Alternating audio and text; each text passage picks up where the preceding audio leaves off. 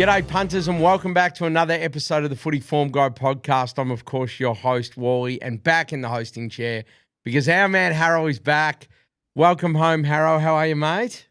Good, Walley. Very good, thanks, mate. And also a massive thank you to you and Felix for the work you did over the few weeks that I was away. It was great to get a break, and I tuned in and watched you guys, and you absolutely smashed it, so well done. Oh, thanks, mate. It was funny. In one of the, we'll get to some questions off social in a bit, but one of them suggested that maybe another week of Felix and we may have got cancelled, given how loose he is. And I'll just say this. You have seen absolutely nothing out there. If you reckon that is loose, you should go have a few jars with him one Friday night or Sunday morning. He absolutely loves it. So, great to have the Hoff in and do all that, but great to have you back, mate. Mate, in a bit of a role reversal because I was the one in the chair, I'll run through our highlights and lowlights and then we'll get stuck into some questions off social. But look, to be honest, it was another pretty good week. I went through it with a critical comb and look, to be honest, there's more good than bad again. So if we just started the round, in terms of the Dogs game, Libba, Richards, Bont, we said 25. They all got their 25 there. The Pies game, we were across the Pies line. We really liked, covered that. Well, I did. Don't know how much Felix liked it. They covered that easily. It wasn't a sweat at all. Pendle's got his 20. Crisp had 24. So we thought that they would clear those lines for the SGMs, and they did. In the GWS game, we liked Green and Callaghan, of course. They both cleared 35, so they had big days. In terms of the Gold Coast Essendon, we saw this really well. I liked the overs, that hit comfortably. Liked Merritt, he had 40. Even spoke about key forwards against the Bombers and spoke about Ben King.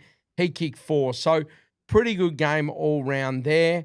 Moving down to Geelong, we liked Cameron and Neil. Cameron kicked 4-5. He could have kicked 10, really. Neil kicked 3 goals.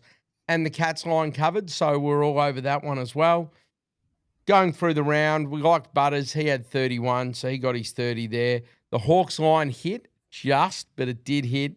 Amon and Massimo both got their 20 as well, which we spoke about. And then the Swans line, we got that over too. So the best bet clicked. Everything we basically liked across those hit. In terms of lowlights, there were a few. So firstly, I had a couple come out, which I was a bit flat on. I really like Sidebottom for his disposals. And Hogan, I thought, could have a massive day out against West Coast. They both came out. So that was a flat start early. I mean, you don't lose any money out of that. It was just disappointing.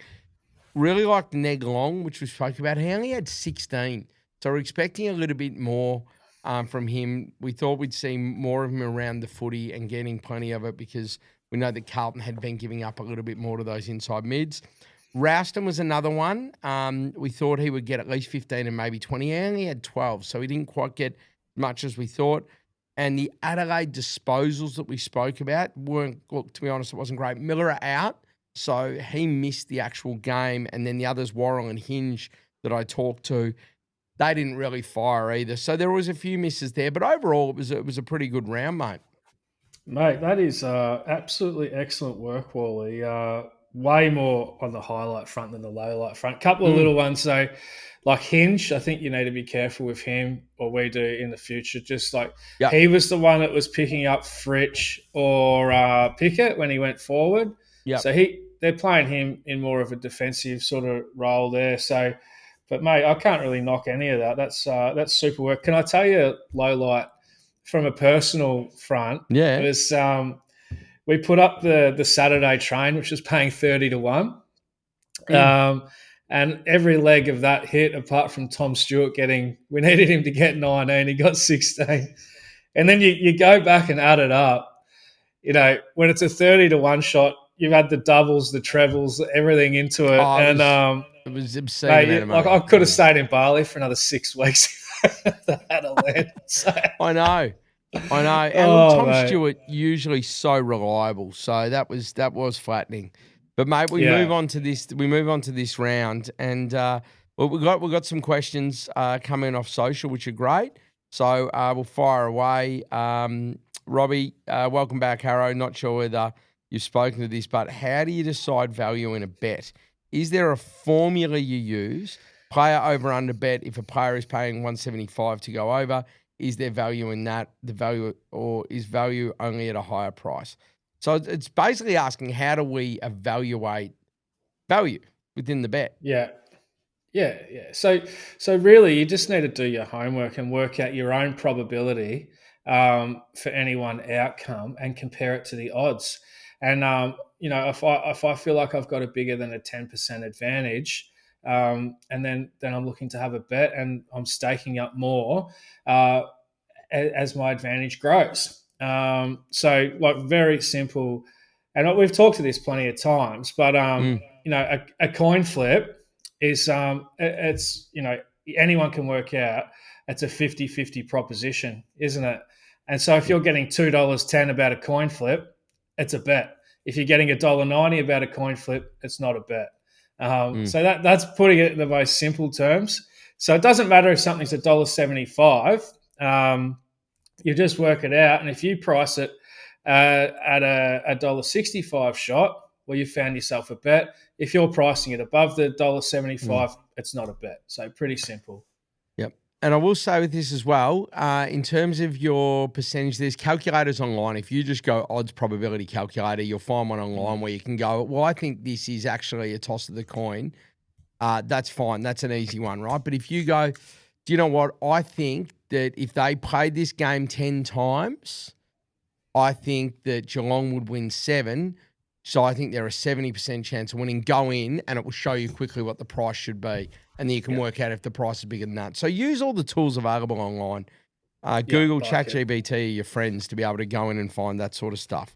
Ben, are you expecting to see much of a drop-off from teams that can't make finals or maybe teams that are locked in and adjust their training loads? We had a few questions around this, and I'll sort of work that into. Liam also asked, how do you navigate these bottom 9 sides with nothing to play for?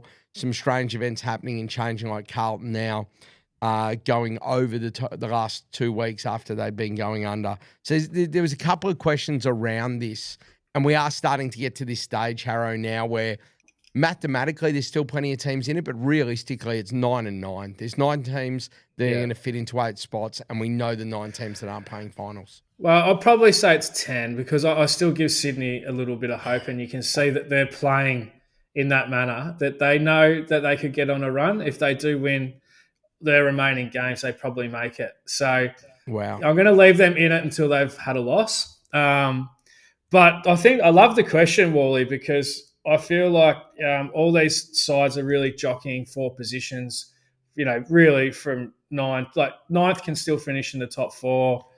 So like 2nd can still finish easily outside the top 4. It's just going to be, and we listen to the coaches and whatnot, and you go back through the last sort of 10 premiers, and July is just a big month. They call it Big Boy Month, and so I do feel like there's going to be a real separation between the live chances and the teams that are, obviously not live chances anymore. The teams down the bottom half, they'll start putting guys away for surgery. They'll start giving, blokes roles that maybe they're not quite ready for. They want to give them a bit of experience, and we're going to see some beltings. And we saw the top. What did we say on the weekend? The top 8 played the bottom 8 or something like that. No, it was roughly top 9. Top 9 played the bottom 9. The exception was, and we tipped this correctly, was that Sydney were favoured against Freo at home because Sydney are not playing. So take that out. The other 8 played teams from the bottom 9, and the results were results. There was no upsets on the weekend, and Sydney, yes, they were in the bottom 9, but they were favoured and they won. So we're starting to see that, and there was a bit of a gap. We've still got some teams like Richmond. They still haven't lost 100 points yet. They're going to lose one by a ton this year. It's just I thought it was the Geelong one. Geelong still covered, but it was only 72. As funny as that sounds. So their 100-point drubbing is coming. I just want to make sure that we're on it when it does. There will be a few. I can see it coming in the Yeah. back half of the year as we get these sides ramping up for finals, coming up against sides who are dead and looking towards next year. So yeah, good question, and we're probably going to have some fun with this sort of stuff in the back sort of 6-7 rounds, whatever's left. Simple one. What does Harro punt on when footy season is over? Cricket only? ? Cheers. It's pretty much cricket, isn't it, Harro? Yeah, well, I mean, cricket has been my number one sport to bet on, if you go back through my punting career. But, these days, my main focus is the footy. Just having the 3 kids, mate, has actually killed my cricket punting a fair bit. It's just the time that you got to put into it. Even though I've made more money on the cricket over the years, the time that needs to be put into that, you've got to watch every ball. And so I keep an eye on the cricket still, especially the test matches, which I just really love. But, these days, it's mostly just the footy. Yep, very good. All right, Jesse, is this the worst Carlton side in the last decade? I'd say most definitely. It's the worst Carlton side. Well, we've had some bad ones. We've had some shockers. The last decade, though. So they've just come off. They've bottomed out after being competitive in the finals. I was probably a little over a decade. Remember that?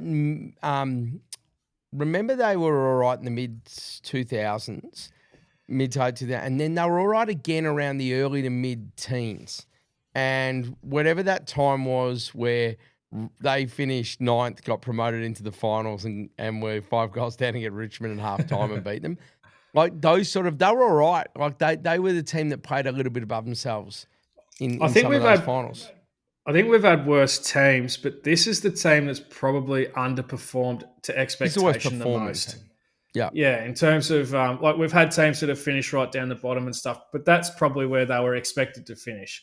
Like plenty of pundits had the Blues making the 8 this year, and they're going to be finishing bottom 4 or 5, I can see. But also, if you look at the line ladder, and I reckon the line ladder gives a really good illustration of how you've performed compared to expectation, because it's kind of how you've performed versus the market. And like Carlton are dead bottom, they're dead last in that. So I think that's a pretty good guide. Yeah, great shout. Sorry, mate, I'm just getting readjusted here. Okay, Paul, I thought you were going to lose your PG rating with Felix. He was getting, yes, well, Paul, we're well aware of that. Do you guys have any inside knowledge on how lines are set? Are they done by supercomputers or some bloke at a desk? Traditionally, there's a bit of a mix. Like there's a human element to this, right, Harro? But they would all the bookmakers would have a system. They would have a algorithm that would help this, right? They would have rating systems that do it. And then a lot of bookies would follow suit with the first ones that go up. Yeah, well, I think people have to understand that the idea of what a bookmaker traditionally is trying to do is to set the market so that they're going to get equal amount of money on both sides. Okay, so, and what they'll generally do is they'll put up a market or a line and they'll see where the money comes and they'll adjust their line depending on where the money comes, so that they hopefully end up in that sweet spot where they're getting an equal amount of money coming in on both sides. That's the idea of what a bookmaker's meant to do. The way I don't have like recent insights into what they're doing right now, but I did have a bit of an insight into it going back a few years, and it wasn't overly sophisticated. It was, there's rating systems and stuff that they follow, and then they'll just try and judge it on, they think the feel of what the punters are going to do. And then often, mate, like it's just a big copy. The first one that goes up, everybody's copying everybody else. They don't want to be too much of an outlier to what everybody else is doing, because if bookmaker A puts up Carlton at minus 20.5, bookmaker B has a bit of a different feeling about it and puts them up minus 25.5. Well, there's going to be a bunch of punters that try and jump in on either end and get that middle. And so they're not going to be getting an even spread of money on either side. They're going to have a lopsided book. So that's really part of the reason why they copy each other, so they're not getting smashed on one side as people try and arb the price, if that makes sense. Yeah, absolutely. And look, just as further to that, this, for those that aren't fully across how it works with the bookmaker and then pricing up the lines, you'll see that the lines are $1.90 each side. So even though they're saying it's a 50-50, they're taking their percentage clip. So the reason they would want the same amount of money on both is that they get a clip every single time. They get their vig, for lack of a better term, on every bet. So if it's both sides, it means their risk is nothing. They are going to make money no matter what happens. And that's the whole thing. So I think that, it's a great, well explained there, Harro, by yourself. All right, Michael, welcome back, Harro. Thank you all for providing good entertainment the past couple of weeks. Oh, good on you, mate. What teams do you not like to take total points over for in games? Oh, so I guess this is just like a general, which teams are in general, Harro, at the moment are we seeing as good and bad bets in that space? So is it simply who are the high scoring teams and the low scoring teams, and then applying, if we're talking real broad brush strokes, the high and low scoring teams, and then applying a bit of weather and head to head with that? Yeah, basically. And like you can use your rating systems and stuff as well to give you a bit of a guide into that sort of thing. So, and I think it's also just your sampling when you're going through each side, and I've done it before where I go, hey, listen, like say the Cats, for example, kick out all their games where they've played in the wet, kick out the few games where they might have kicked like 7 goals, 18, because it's a bit of an outlier. It's probably telling really not the truth about the score. And then you might be left with a sample of games that might be more reflective of what they're coming into this week. That's the best way, I feel, to try and get a clear picture of how the scoring might work out. And obviously you've got to work out both sides as well. So, of course. Yeah. That There's some interesting ones this week, Harro, because Western Bulldogs are one of the highest scoring teams. They can pile on the points. Adelaide in recent times have been quite restrictive. So they go head-to-head.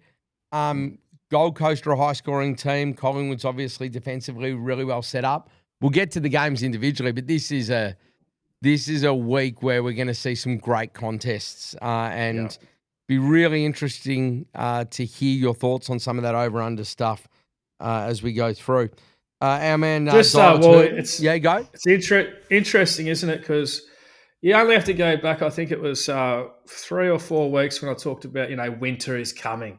And we had the 17 out of 18 games go under in a streak. Well, these things don't last long, do they? Because you look at the next 3 weeks, I don't think, or there may be 1 or 2 games only that have gone under like 150. So that corrected really quickly. It doesn't go forever. So you need to be pretty nimble with your thinking, and you can't just get stuck in one old sort of method and keep, because I think it was brought up actually by a listener. Are we expecting to see a bounce back after a couple of quiet weeks of scoring? It definitely happened. Yeah, absolutely.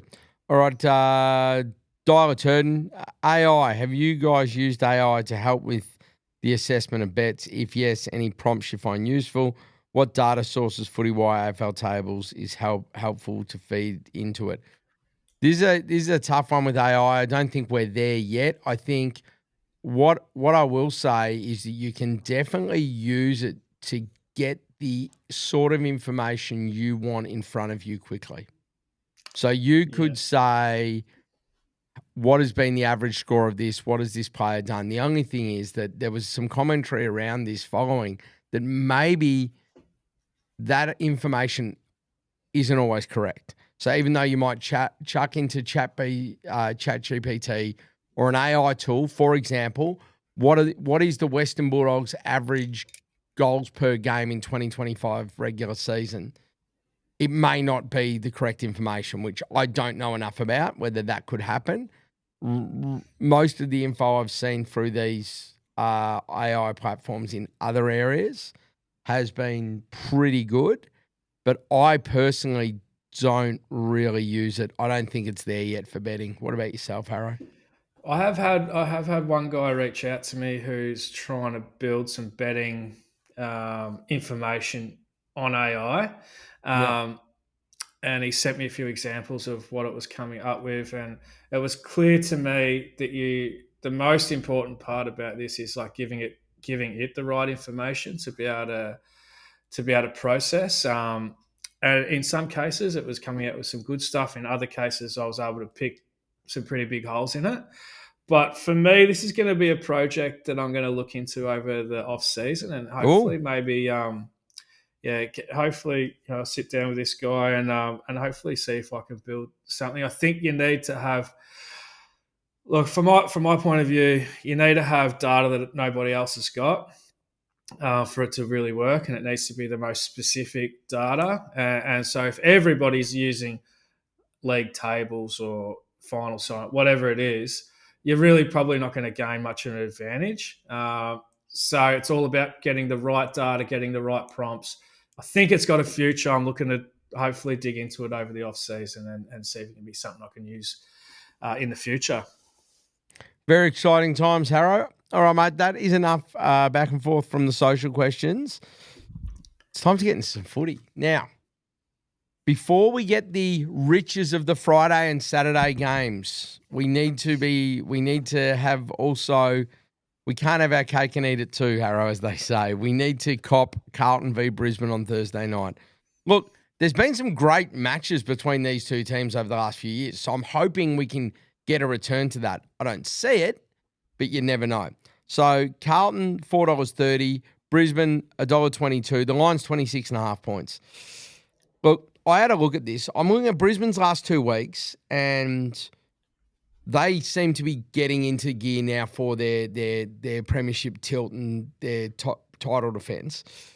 Their record at Marvel's really good. 11 of the last 13 or something. I know they lost a game to us last year, and then there's one other previous to that.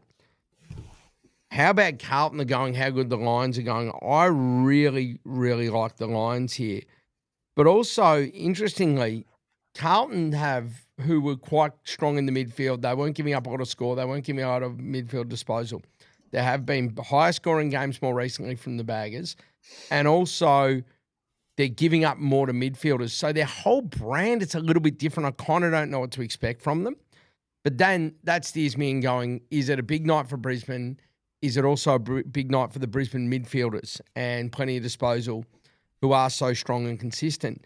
So I feel like that there is definitely plays in this game, but I'm a little hesitant too, Harro, because Carlton haven't been great all year, but we're just seeing a different way of going about, for lack of a better term, they're losing in a different way than they have been earlier in the season. They're still losing, but they're losing in a different way, and they're giving up footy to different players and that. So I'm really keen to hear your thoughts on this one. Yeah, mate. So, look, Carlton have been a bit of a cash cow for me personally, just having an understanding how bad they are.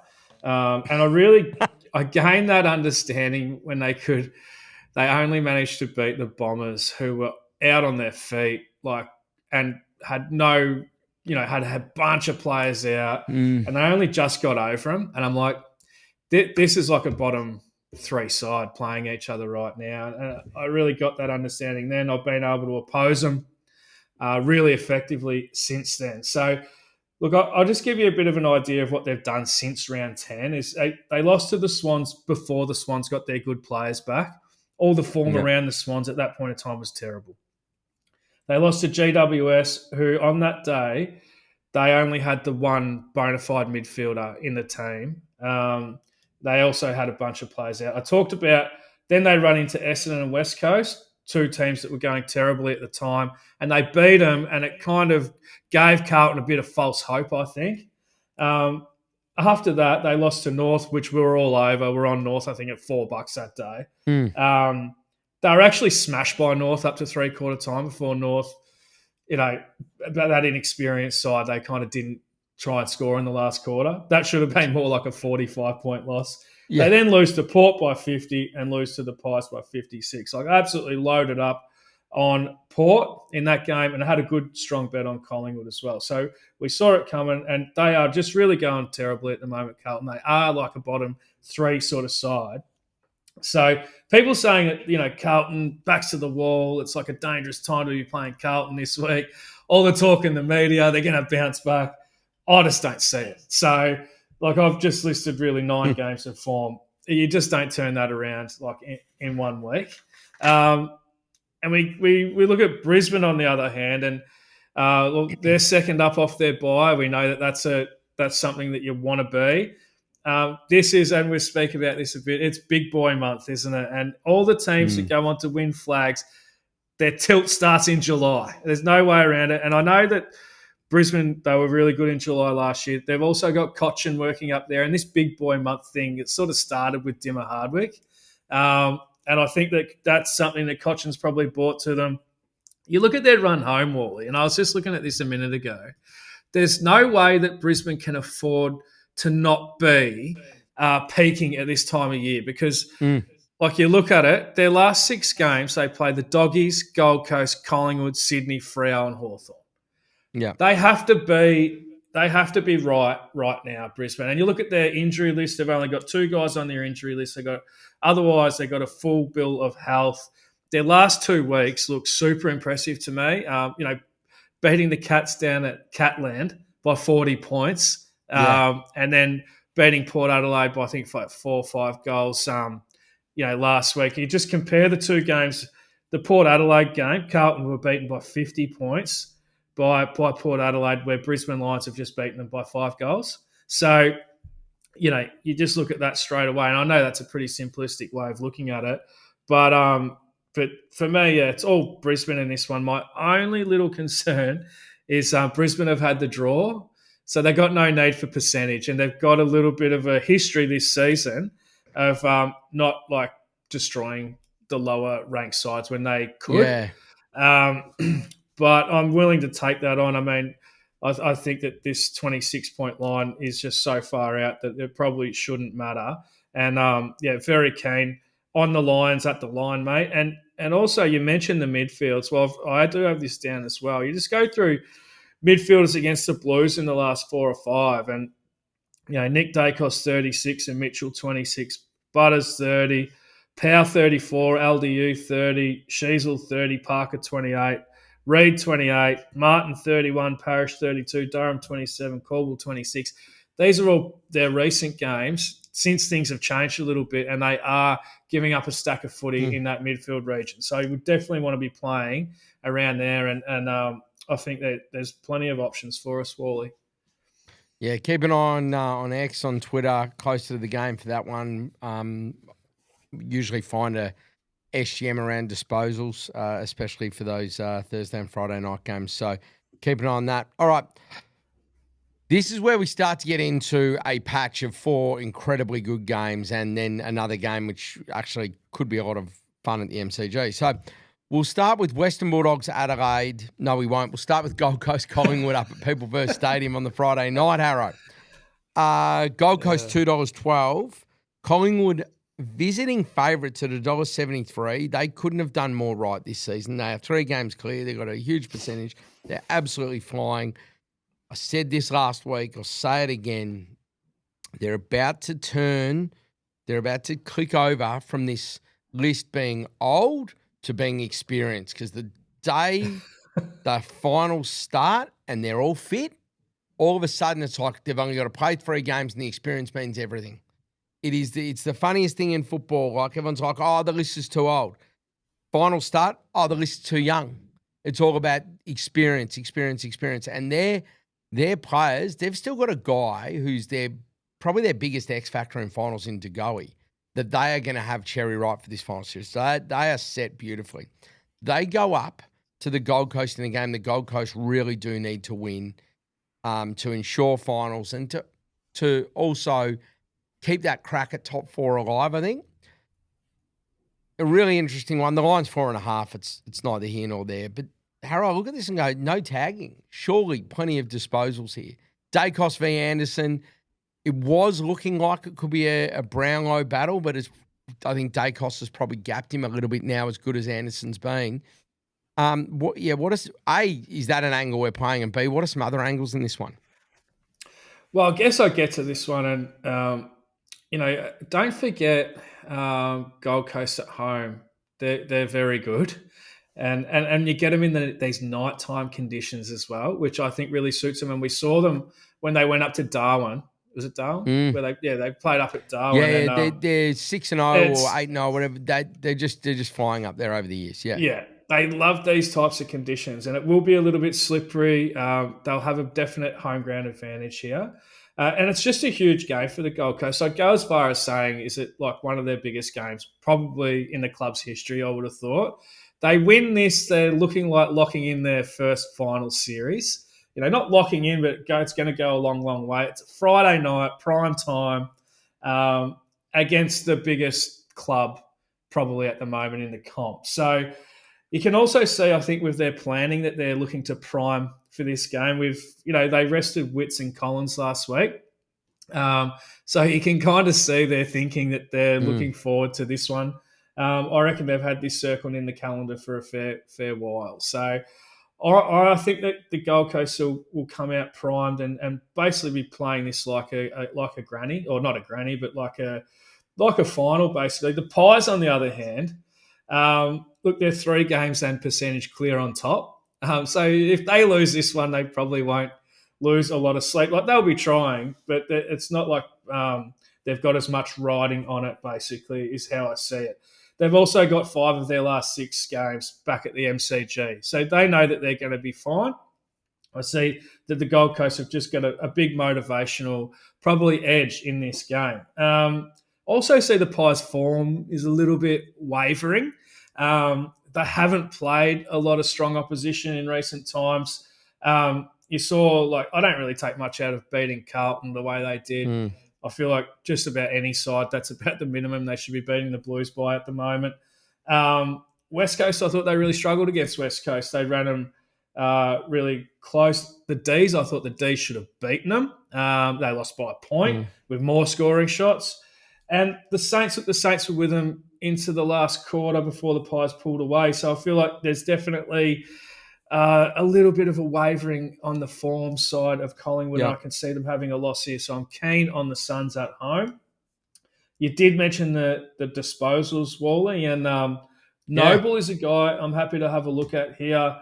You look at the recent games that Collingwood have played in, and some of the backs have filled up. So you're looking at Baker, 35, Duggan, 27, McCarthy, 29, Wanganeen Malira, 35, Daniel, 30, Laird, 27, and Clark from Freo, 33. So there's some recent ones that have all had big days that play that kind of similar role to a Noble, who have all had big days. I think you probably only need Noble to get 25 to get his line, so pretty happy there. We also, you mentioned the midfielders and, the lack of tagging. So Collingwood this year, we know it's been one of our favourite trends, Wally, is midfielders against Collingwood. It has come back a bit this year. I think it's the inclusion of Long has just brought that down a little bit, plays a bit more of a defensive role in there. So, I think he's done some roles through there. Not like full tags, but more like a George Hewitt, just plays a pretty close role on maybe their best stoppage player. So he might run around with a row this week and keep him a little bit quiet. But this is you mentioned Anderson, and you can get $1.80 at, I think, Ladbrokes for him to get 30. He's done that 5 of his last 7 games.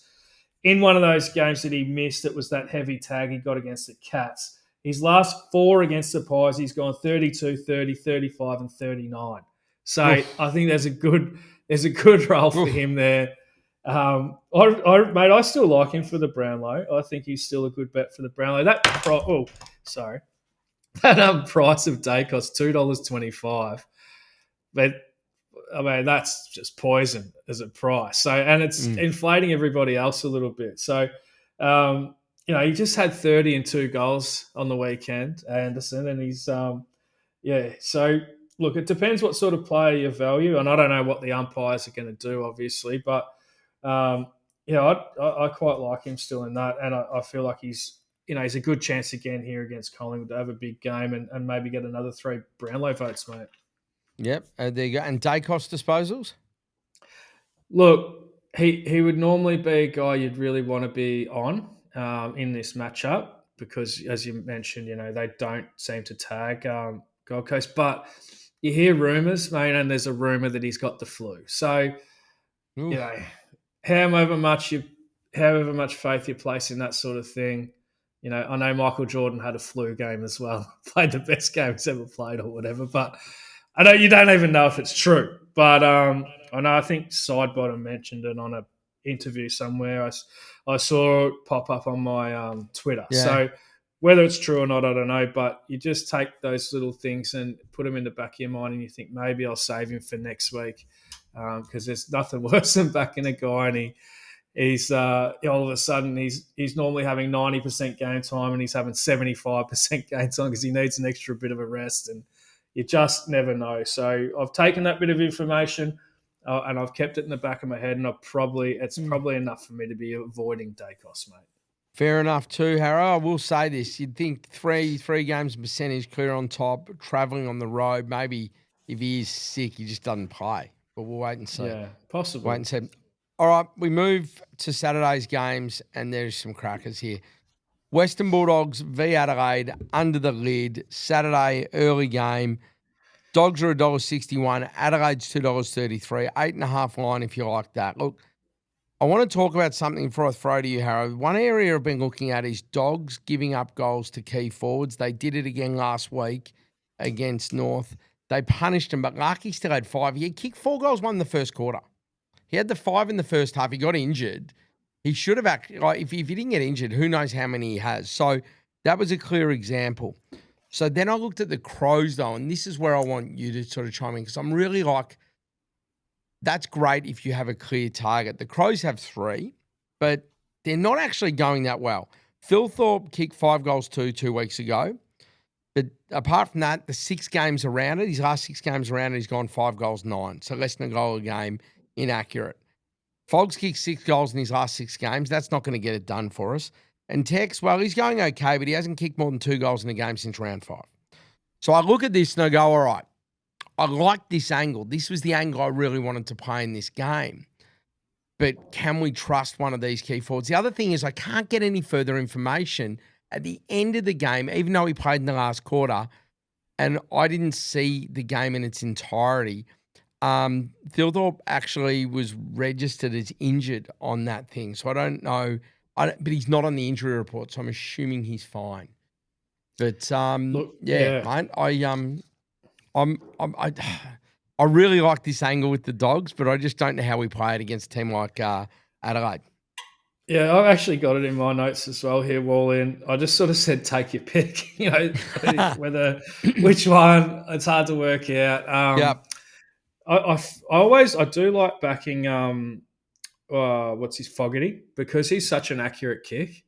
So it makes such a difference when you get on a guy and he actually puts him through the middle as well. So, but look, I feel like there's going to be goals to those 3. I don't know how to pick them. So, yeah, it's a tricky one. I think, get your matchups. And also, like, there's data out there which we don't have access to, like who they're kicking the ball to the most, who the most targeted players. I'd love to know that sort of thing, but we just don't get that info. Being not having that champion data pass or anything. Harro, like that. I feel that is still top, isn't it? I feel like he's their preferred target at the moment. And I will say, just quickly before you go on, when you're saying take your pick and we think that they will have goals, there are markets out there that different bookmakers have. You got to find them that go either of this trio or duo to kick X number of goals, or these 2 or 3 players to combine for this many goals. So you might go, I want these 3 players to combine for 6 goals. You don't get such a big price, but what you're doing is you're taking a smaller price about something you're confident happening. Then if one goes nuts, you're covered. If they all have a couple each, you're covered. Well, it's not a bad way of tackling it. But yeah, I would have thought Thilthorpe was the intended target more just to the naked eye, Harro. Yeah, no, I agree with that. And, he's the only little thing about him is he goes and does like 5 minutes ruck every quarter. So you don't get that full game of him up there, which but you get that with Darcy as well. It frustrates me too when you're on his goals and he's all of a sudden he's rucking, then he's having a spell on the bench. And you're like, he hasn't even been up there this quarter. So it can be a little bit frustrating, but it should be a really good game, this one. I love having like the gun forwards at either end. I feel like that's going to make for a really exciting game. My favourite games looking back are like the days where each full forward has a big day. They're just great games. Like a Dunstall, Ablett, Salmon. Yeah. Like Sav, Salmon, Ablett. Lloyd, even absolutely. They were the best. Yeah. They were the days. But so actually, as well, Wally, you mentioned the total points earlier. Look, this one could be a bit of a shootout. I feel like the Crows will fancy moving the ball forward and having maybe more of a high-scoring game than what they've been involved in recent times, just because I feel like the Dogs' backline can be exposed a bit. So, look, I'm pretty keen to play on the overs here. Also said, last time I said the Dogs are unbeatable at Marvel, Hawthorn beat them by however much. Since then, they've had 350-plus point wins. The Dogs are the highest scoring team in the comp. Crows are the third highest scoring team in the comp. So I feel like the total points, it's probably not a bad area to play. Apart from that, you've got the defensive ball users versus the Dogs. It's normally a pretty safe area. We saw it last week with McKercher 32 and Daniel 25. Before that, we saw Blakey 24, well above his average. Mills 22. Sinclair and Malera both cleared 30. Vlosten 28. So we may be looking in your Worrell to get 20, Laird to get 25. These types of areas, I feel like, is going to be something worth playing. It's going to be a great game. It probably deserves more than a 110 on a Saturday. Really tough to pick a winner. If I had to, mate, I'd have to lean to the Doggies. Just that Marvel factor for me, mate. Well, Harro, if we didn't have this at 110, we wouldn't be able to squeeze in the triple header of great games. So someone had to take it, and just due to, I guess, let's be honest, I mean, the next game's probably not going to have a big crowd either, but I think that the way I look at this Saturday is much more about the triple header because it's brilliant. The next game is GWS hosting Geelong. This is a cracker. The Giants, $2.10. Again, Geelong, the travelling team, like the Pies were at $1.74 favourites. The Lions, 3.5. It's for me, this one, I'm a bit flat. This set up as the Coleman medal match. What we needed, Jesse Hogan was meant to play against West Coast and have 7-8 goals. He was meant to go boo-na-nas and keep it within sort of a half dozen. Jezza, luckily for Jesse Hogan, wasn't able to kick straight, but he still managed 4. So he's 12 ahead. So I think maybe that's gone now and he's playing really well. So I was a little bit flat on that. But the way I look at this, Harro, I actually like the Giants here. I think Geelong, although they're traditionally bulletproof, have shown some chinks in that armour this season. And one of the teams they struggled against was the Giants. The other thing is that I feel like the Giants are starting to put together a nice little block of footy, and they're making yet another charge to September. Now, one thing we know about them is that they come undone each year, but it's usually coming undone in that last month of footy. This is where we see them start to make their run. So I'm expecting them to continue in, and hopefully for their sake, they're good enough to go through and go deep in September. They usually find one better though. But for me, this feels like the sort of time where Geelong have this great run of games at home and an easy draw after this, and they're going to finish top 4. And just like Gold Coast versus Collingwood, the home team versus the travelling team has far more on the line and needs to keep winning to ensure they're going to finals. So for me, I like the Giants, and I love the fact that you're actually getting more than double your money for them to win. Yeah, it's interesting, isn't it? I mean, what I would like to see for the Giants before I consider backing them is actually wait for the teams to come out and make sure that Hogan is playing, Whitfield is back, because they've got quite a few guys who are marked, I think, as test in the injury report. So that'll make a big difference whether you want to back them or not. Where I went with this one, Wally, was my first thought was over total points. And I think the line's around 170. They met in round 9, that's only 7 games ago. It was a 206-point game. I went through the samples. I took out the wet games, and the really inaccurate games. And it was overwhelming, really, both sides over this sort of line. So you also look at the most recent form as well. Giants, 2 of their last 3 are over 200. So I'm pretty sure that they're willing to play in that style. I know the Cats are, I know they're definitely looking to play an attacking style. So pretty happy to be just playing over that 170 here, mate. I personally was struggling to pick a winner, mainly because, look, it's hard to back GWS, with the players they've got out compared to Geelong, pretty much full strength. So Also, one thing, Wally, neither side, or definitely GWS, are no longer using Bedford as a tagger. And Yeah. that's opened up things from a disposals point of view when betting in their game. So you think without that Bedford question mark there, you can probably be more confident in backing a Holmes or a Smith, these types of guys. Um, Mullen, I'm not sure what he's been doing lately. I mean, they probably didn't Mm. use him as a tagger against Richmond. I couldn't pick up on it. But then I think that they'll have to go back to it here. And whether it's a Whitfield or a Callahan, take your Yeah. pick. I'm not too sure where he's I going to don't go. I don't think he could go on Tom Green myself. I No, don't no, think no, that would no, happen. no. Oh, by the way, Whitfield surely plays. They're already talking about his 250th. So if the club's already Right. starting to talk about that, you would think he's going to be playing. And with concussion, usually once they're outside the protocols, unless it's really bad, we see them back. So I Yeah. don't know 100% on Jesse Hogan yet, but I would suggest that Whitfield would be expected to play. Yeah. And you mentioned Tom Green, Wally. Well, he is a player that does well against this Cats outfit. So the Cats give up plenty of possessions to that hit to, first hands to in their stoppages type player. And I know he had 38 against them down at the Cattery last time they played. And I'm pretty sure he's got a strong record against them as well, going back further. So be happy to play him. Callahan, little question around whether he gets the tag or whatnot happens there. But they're making a great duo, aren't they? Like it's tapped down to Green, handball, and Callahan, and off they go. Love it. Good combination there. Really looking forward to the game. Mainly going to be cheering on the goals, mate, and hoping we get a result over that 170.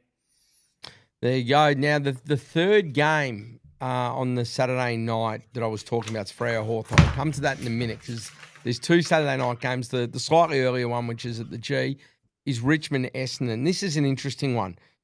Look, I'm big on merit here to have another weekend. Richmond's $2.93. Essendon's $1.41. The line's 15.5. I'm keen to hear your thoughts on that because I just think that they can exploit the play that Richmond obviously give away a fair bit of disposal. And I think Merritt, he had over 80% centre bounce attendances for the first time in weeks and weeks and weeks. So he was back. He was that link up from the middle to the forward line. He just did so much, and I can see him doing it against them. But there's a lot of angles here. The other one is key forwards. Caddy and May going well against Richmond. Again, there's no Bolton. Not that he's been any good, but he's out because of curfew. Caddy May, there could be a play there for a couple of them. Still very weird with May, young Archie May, the Dermot Brereton factor being in their rooms and all sorts of stuff. It's quite unsettling, but he's obviously a good man that he's supporting his partner's son, which is great. But this line for me appears to be alarmingly low. Are you saying it's weird Dermy was in the Essendon Reds because of the history between Dermy and the Dons? Yeah. Is that is 100%. Weird, isn't it? It is so weird. That's like real going into enemy territory sort of areas, mate, the way isn't he spoke, he hates them. But the fact is, I'll tell you what, he must love this kid. I'll tell you what, he must have all the time in the world. So good on Derm for being able to swallow all of his pride, bite his tongue, and go in there and just be purely supportive.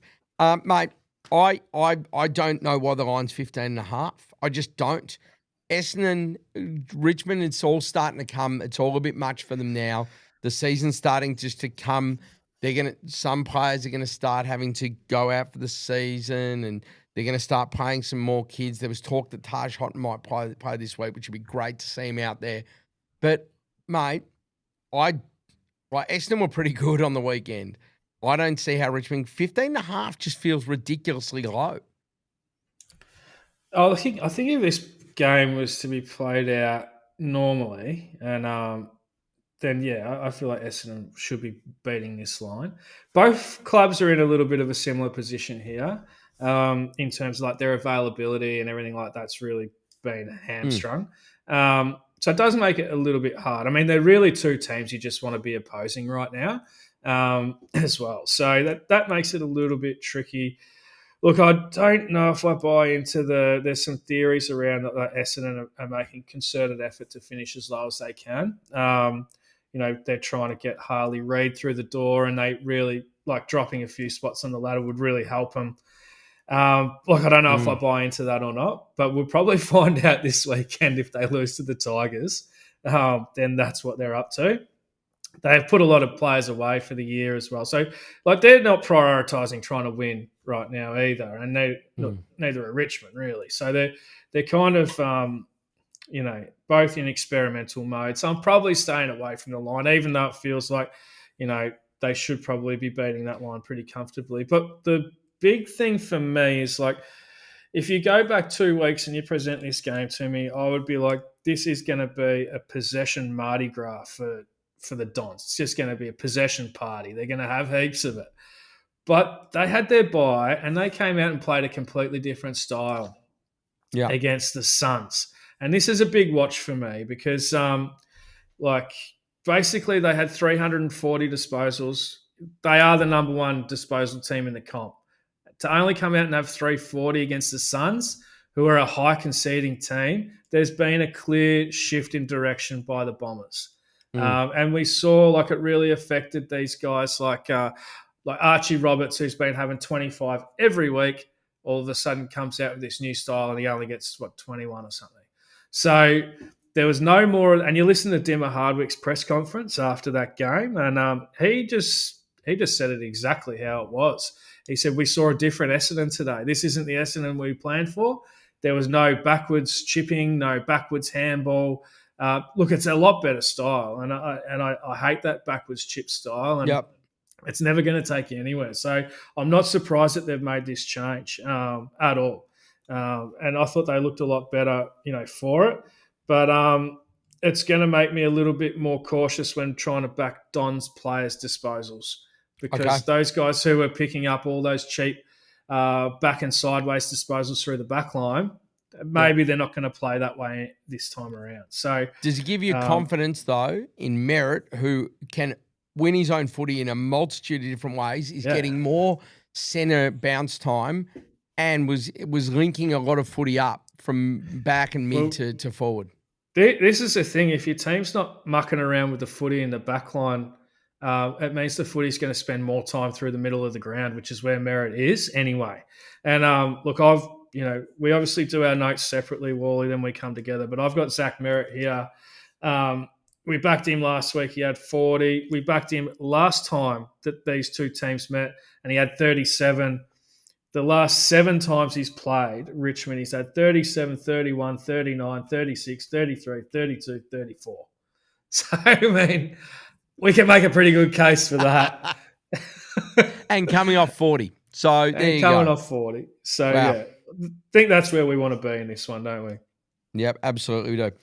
All right, mate. The other game on Saturday night is the last of the top 9 teams playing each other, and it's Fremantle v Hawthorn. This is a pick'em. Freo's $1.90. Hawthorn you can get as big as $1.94. It's a half-point line, so it's the toss of a coin, obviously. Look, I'll let you go through most of this, Harro, in a completely unbiased manner, but what I will say is I feel like that Sydney, and this is no shock, I think everyone will say this, Sydney really gave everyone a blueprint of what you do to just rough up and stifle that Freo midfield. I think that one thing that we have on them in that midfield could be size. So I think that the way we're having, say, a Connor Nash and the way he would be able to go to a Sarong or a Brayshaw. But then also my question to you is, do you just go, let's play a Finn McGuinness as well and send him to the other one, or even to Clark off half back? I mean, they restricted Sarong, they restricted Clark. Then Brayshaw was still able to get a decent amount of football, but wasn't overly damaging with it. Bolton, to be honest, really did nothing. He had a couple of patches which didn't end up in anything anyway. It was a real blueprint, the aim. But, I mean, how do the Hawks approach this? Because if you restrict those players, they looked just – I know it wasn't a big margin, but it just looked like Sydney were on top of them and had their measure for the most part. Well, I actually think Sydney are basically a top 4 side right now. Yep. That's how they're playing. Okay, so and Freo pretty much beat them on expected scoring. So although I felt as well that Sydney were on top all day, it did look like that. I still came away from that game fairly impressed with Freo. How funny. Yeah, and look, you're right. Like Sydney shut down all their key playmakers, but they just would not go away. So that was interesting. I was hoping you were going to come to this game with something for us, Wally, because I really struggled to find anything. It's two sides that look. I think the Hawks concede the 17th most disposals in the comp. The Dockers concede 15th. So it makes it really tricky there. Stingy as. Yeah. We are I don't expect stingy. much scoring, but the line's 156.5. Very difficult to pick a winner. It's a brutal game. It really is, Yeah. Harro. And we don't need to bet into every single thing. But this game for me, I was looking at it, and it was an absolutely brutal one to try and dissect and to try and go, all right, well, how can we look at this and find an angle? Because it's bloody hard, mate, to be honest. Yeah. It really is. And that's what we're left with at the moment, because we have these top 8, top 9 head-to-head clashes. And forgive me for using the old adage, but this is an 8-point game. If Freo lose this off the back of losing last week, they will genuinely struggle to make the 8. If Hawthorn lose this, they're in jeopardy. But if they win it, you go, all right, with the games they have coming up, there is enough winnable ones in there that they probably should get their 15 that they need to make the finals. Because I'm telling you now, a team's going to miss on 14 wins this year, which is extraordinary. But it's going to happen. But they're probably going to be 3 or 4 games clear of whoever finishes in 10th. There is going to be a gap. Maybe 10th to 11th will be that, because the Sydney factor. Yeah.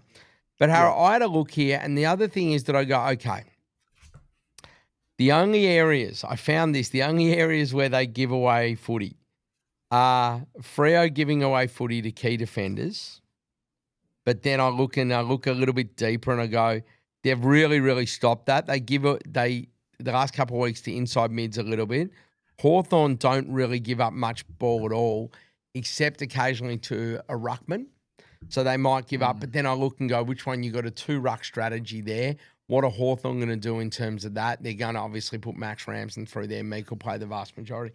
The whole thing's a little bit of a mess. What I thought would be the best strategy here is, Harro, and this is wild for us as punters, is just to watch the fucking game and enjoy it. Because that is what I'll be doing, Harro. This is Hawks v Freo, and not to sort of, like, I'm not asking people to pander to my love for my footy club, but this could actually be a great game, but it could also be a game that is horrible to watch, but it's close. Well, I had this written down, Wally. Yep. This is a bet that I never have, all right? And I'm actually considering it here. Either side under 20 points. To win, either side to win by under 20. Either side under. So you've got a 40-point window. If the game falls within that 40-point window, you win your bet. It's it's a market I never play, because it's a market you're playing in when you don't have an opinion. Yeah. But it's kind of just so it's one like of those games. It's like a slightly wider try bet is what we're saying. Yeah. Basically, I think it's 19.5. They offer a bunch of try bets, and I think you can get the 19.5 try bet. Either team under 19.5. Okay, it's even money. It's $2.07. Yeah. So if you're going to have a line bet, you could have this. I'll tell you what, Harro, 24.5. It gets a little bit. That gets to $1.70. But the try bet itself is $2.50. The 19.5-point try bet is $2.07. So there you go. That is a bet you could genuinely have in this game. You could go, I'm going to have an old-fashioned double my money bet, and I'm going to have it on the fact that one of these teams will win. And you cover by the draw there, I believe, in the try bet. Is that correct, Harro? Yeah. So there you go. Fine. Not a bad bet. Fine. I won't be having it. You could just have the draw at, like, what would you get the draw at? I don't know. The draw usually starts at it's $41. Usually it starts at 50 to 1. $41. But Not it's a going to great be price. $41 when there's no line, when it's a pick 'em game. Yeah. Yeah. I hope it's not a Sorry, draw. guys. We No, don't that's have a all right, lot mate. for you Hey, this it's week. better as being honest with that than trying to find something. All right, Harro, Exactly. let's jump into Sunday's games. All right. Melbourne, I very much have an opinion on this game. Melbourne versus North Melbourne. I don't know what to make of the Roos, but I'm telling you now, Melbourne are better than their record suggests. Okay, Melbourne's $1.22, North are $4.30. And I think there's a reason for this. I'm going to tell you about brief. I'll make this quick. Since round 6, Melbourne are 5-6. So they've had 5 wins. Here's what their 6 losses were. Hawthorn, respectable loss. They played really well for 3 quarters. We just got on top of them late. The Saints, that was their bad one. They went up. Alice Springs, I don't know why they keep going there. They're no good there. The day we made them the best bet. Yep, they kicked 7 goals, 21. So they had 28 scoring shots. So really, they just need to have an average day and they would have won that. They lost the Pies by a point on the public holiday, the Monday, the King's birthday. They were competitive against a decent chunk away from home against Port, as were they against the Suns, where they won the last. After quarter time, they won the game against the Suns. Then third game away from home in a row against Adelaide. They were leading at half time. Mate, they're going better than their record suggests, whereas North Melbourne are all over the place. So I actually quite like Melbourne here. It's just, is 26.5. Am I asking a little bit much from a team that is relatively low down the ladder and don't really have any finals hopes now?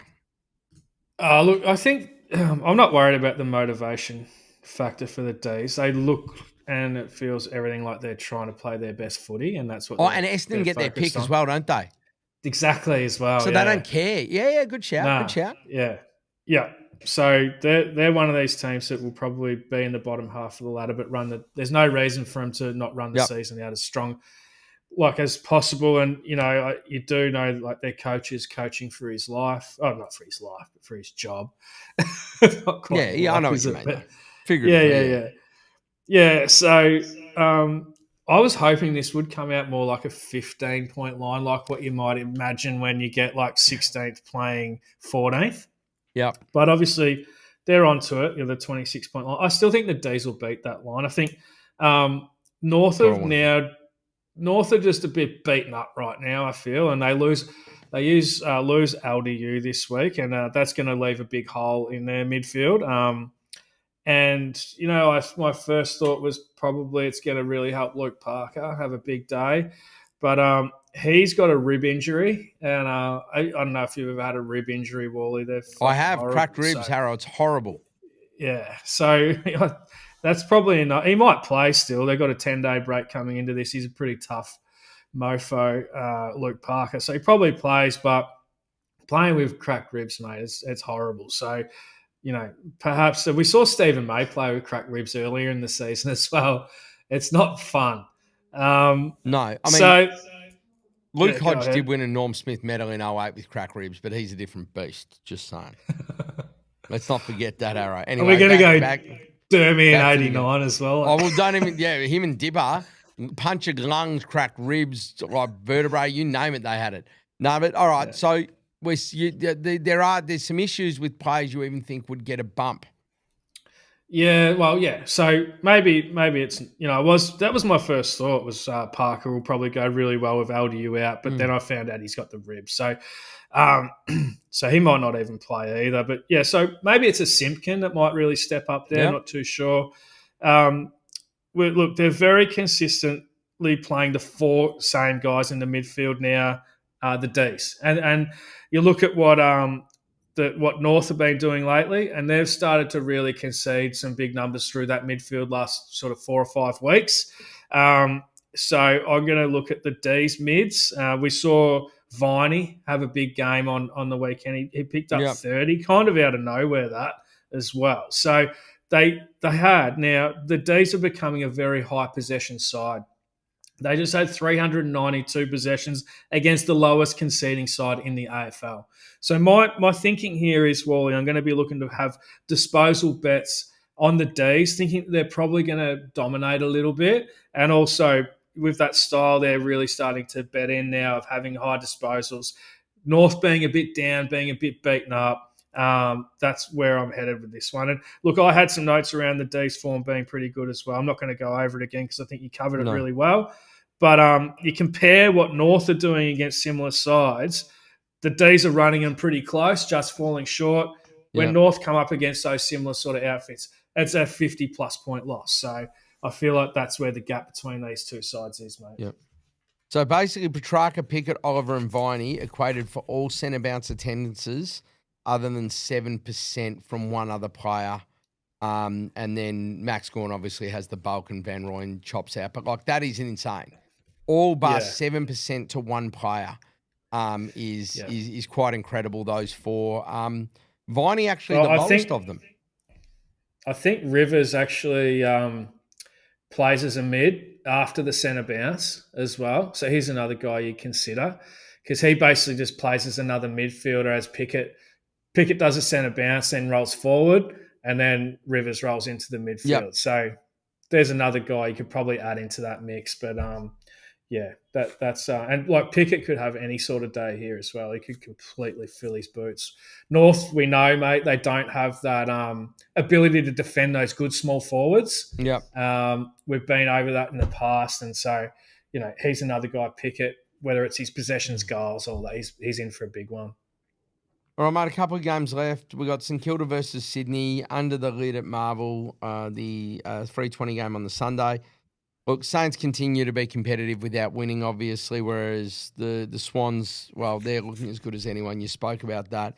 3-1 in their last month, and the loss was a close one to the Dogs, so they're playing like a top 4 team. For me, this is really simple, mate. I mean, you'd have to fancy Sydney here, even though the Saints have beaten the last 2 times. I think it's a different beast. But Errol Goulden, he's had 25 and 30 his last 2 weeks.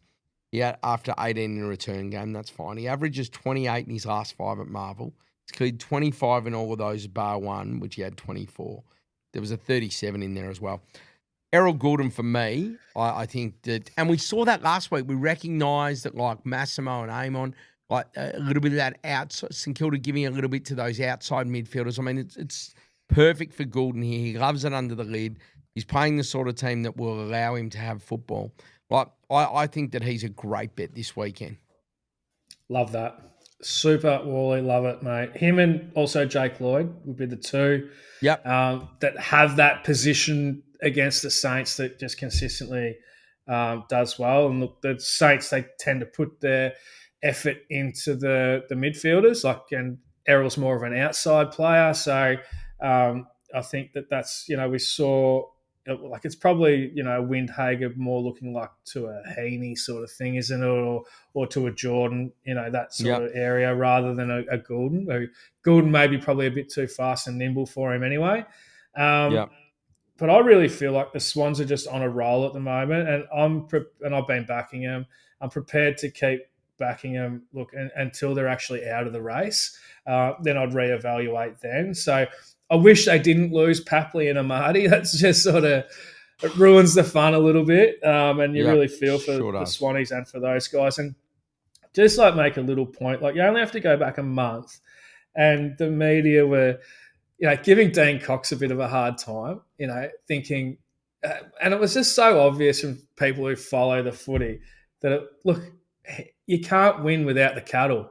He gets the cattle back and all of a sudden, nobody's on his back anymore and they're winning again. So you just got to remember how fickle the media can be and how it's short-sighted and sort of anyway, I just sort of make that point because it was something that I thought at the time was silly, and now their Swans are showing that the coach was never the issue. It was always just not having their best players on the park. So, since their bye, they were way too good for Port. I kind of consider Port around the same level as the Saints.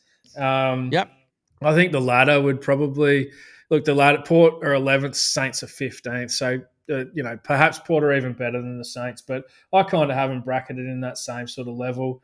They should have beaten the Dogs. They had one unexpected scoring, had more scoring shots. The Dogs beat the Saints by 72 points. They beat Freo, and Freo, were also able to beat St Kilda. So, everything for me around Sydney is like a top sort of 4 to 6 sort of level, since they've got their players back, which makes sense based on where they were last year.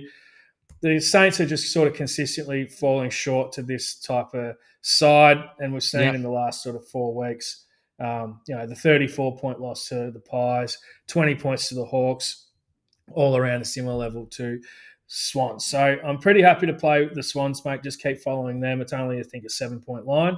The other area that I arrived to at this is and I'm not as confident in this as what I am the Swans, but the over total points for a little bet. The Swans are, they're able to score a lot better with these other guys back in the team. And the Saints are no longer that dour sort of style. Like, it's been a whole season now, and it's been pretty rare that they've had that old style sort of St Kilda game that we were backing in the previous couple of years. So happy to play there. Just a little word for the punters. Wanganeen Malira, in great form. It would be so easy to just click on his 25 in a same-game multi without thinking too much about it, just because the guy's on fire. I don't know if he's missed 25 all year, but just be a little bit careful because Sydney are basically putting the clamps on anyone who they view as a bit of a threat. And you only have to go back through the last 2 games and you look at Clark went under, Sarong way under, also Bailey Dale went under, Bont went under, Richards went under. They're doing a good job of it. Under. Yeah, so I don't see the Swans letting this guy just float around and have, a ton of the footy. I think this last 2-3 weeks, the Swans just in general are keeping sides really, really low. And we saw that with the Dockers only having 314 disposals in total on the weekend. So just be a little bit careful with your same game multis that you're not just throwing a couple of these guys in there because they've got great records. That's probably going to be a little bit tougher for them this week, mate. There you go. Harro, the last game of the round, it's a long way off, so I reckon we'll have more to produce around this closer to the jump on X in terms of specific bets. But Port Adelaide v West Coast, Porter $1.11 at home, West Coast $6.70. No surprises there. The line's 37.5. Look, I looked at this one and I go, West Coast, disposals, giving them up, Butters, Rosie, Tick.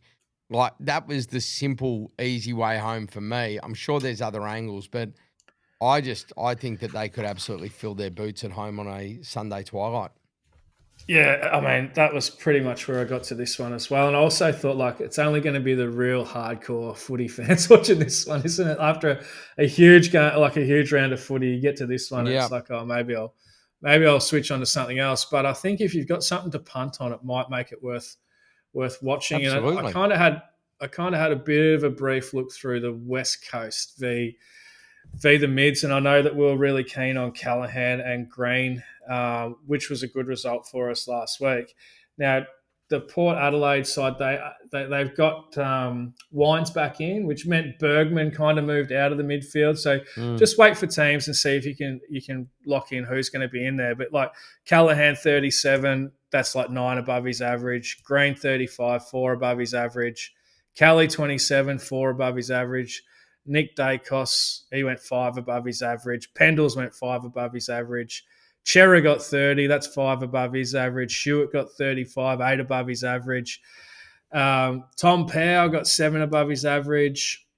You keep going, mate. Bailey Smith had 38, 6 above his average. Like, keep going as long as you want. This is a Butters. Butters is the guy you can really rely on. He's going to fill up. He's going to be in there all day, and so definitely be happy to have a play on Butters. Hopefully you can get him around 30 at even money, and it might be just a nice, easy way to have a win on a Sunday night, mate. Yep, very good. All right, Harro, before we go, best bet of the round, where are we landing? Mate, we're going to go early. We're going to go Thursday night. We're going to go the Lions to win by 26 points plus. Love it. Harro, you've been great as always. Glad to have you back, mate. Enjoy the weekend's footy, and I'll see you next week. All the best, punters.